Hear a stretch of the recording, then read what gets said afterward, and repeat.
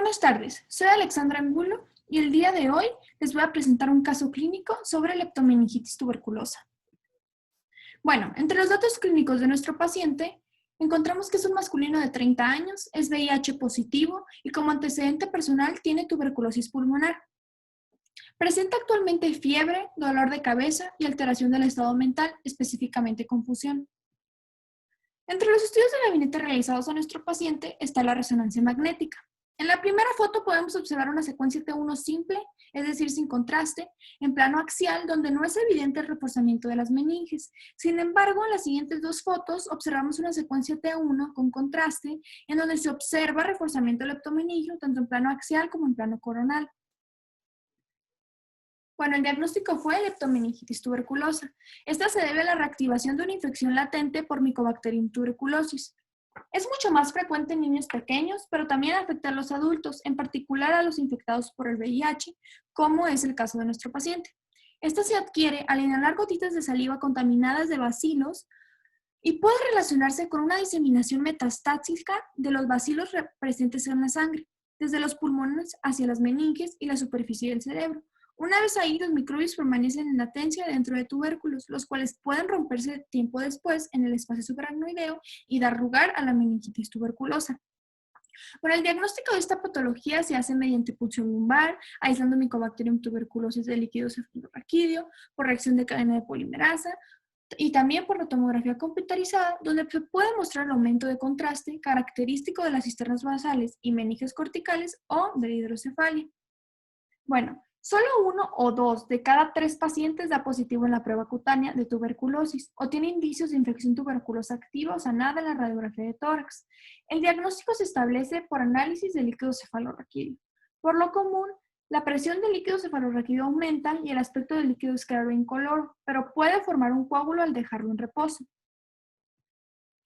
Bueno, entre los factores de riesgo de esta patología, es importante mencionar que la meningitis tuberculosa siempre es una posibilidad que se presenta en pacientes que tienen un estado de confusión.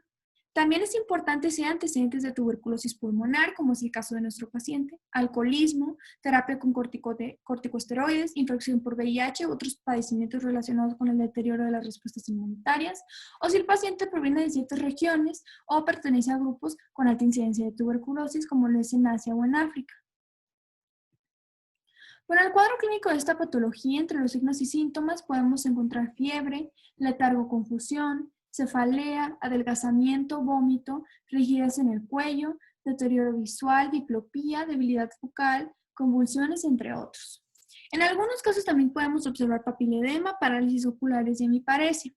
Entre los hallazgos en laboratorio en líquido cefalorraquídeo, podemos encontrar los leucocitos hasta 1000 microlitros, proteínas de 1 a 8 gramos sobre litro. La concentración de glucosa disminuye, puede ser inferior a 20 miligramos por decilitro.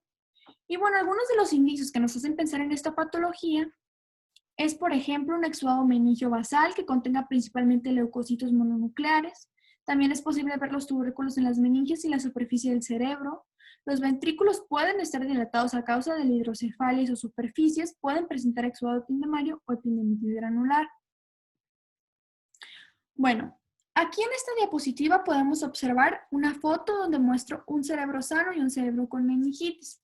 Y vamos a hablar un poco sobre la fisiopatología de esta enfermedad. Bueno, el efecto inmediato de las bacterias u otros microorganismos en el espacio subaracnoideo consiste en inducir una reacción inflamatoria en la pía madre y la aracnoides y el líquido cefalorraquídeo. El espacio subaracnoideo rodea de forma continua el cerebro, la médula espinal y los nervios ópticos.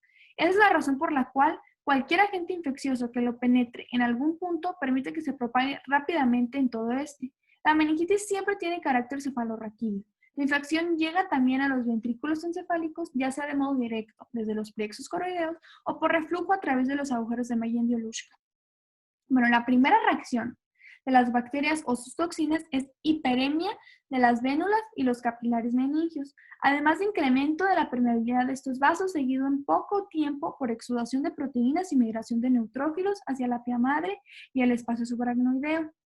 El volumen del exudado subaracnoideo aumenta con rapidez. en particular alrededor de la base del encéfalo y se extiende por las vainas de las pares craneales y raquídeos y por una distancia muy corta hacia los espacios perivasculares de la corteza. En los primeros días las células predominantes son neutrófilos maduros e inmaduros, muchos de ellos con bacterias fagocitadas. En unos cuantos días los recuentos relativos y muchos de ellos absolutos son de los linfocitos y los histocitos, los cuales aumentan de modo gradual. Durante este tiempo se produce exudado de fibrinógeno, que se convierte en fibrina luego de unos días. En la parte final de la segunda semana aparecen células plasmáticas y luego su número se incrementa.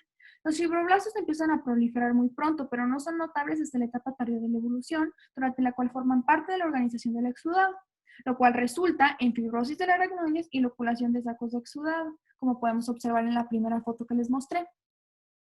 Bueno, en el proceso de resolución, las células inflamatorias desaparecen casi en el mismo orden en el que aparecieron. Los neutrófilos comienzan a desintegrarse el cuarto o quinto día y poco después con el tratamiento ya no surgen nuevos.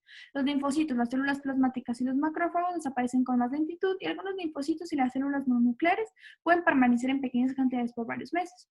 La resolución completa depende en gran medida de la etapa en la que se detenga la infección. Quizá no se encuentre ningún cambio residual en la aracnoide si se controlan las fases incipientes.